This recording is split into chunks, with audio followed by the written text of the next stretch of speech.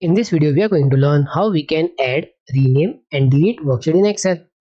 First, we will learn how we can add worksheet in Excel. To add worksheet in Excel, click to this plus sign over here.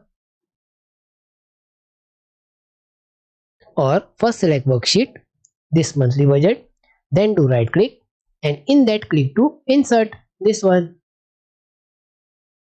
We are adding worksheet by clicking plus sign like this. Now we will learn how we can rename worksheet in Excel. For that, first select the worksheet which we want to rename, like here, this sheet 1. Then do right click and in that click to rename, like this. Or first select the worksheet, like here, this sheet 1, and then do double click, like this. After doing double click, we can rename our worksheet name, like here, we are renaming with monthly budget copy.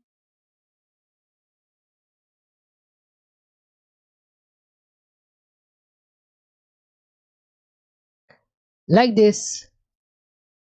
Now we will learn how we can delete worksheet in Excel. To delete worksheet in Excel, first select worksheet, then do right click and in that click to delete, like this. The moment we click to delete, our selected worksheet is deleted from our current Excel workbook. So like this we can add, rename and delete worksheet in Excel. Try this in your Excel worksheet and I will see you in next video. Take care.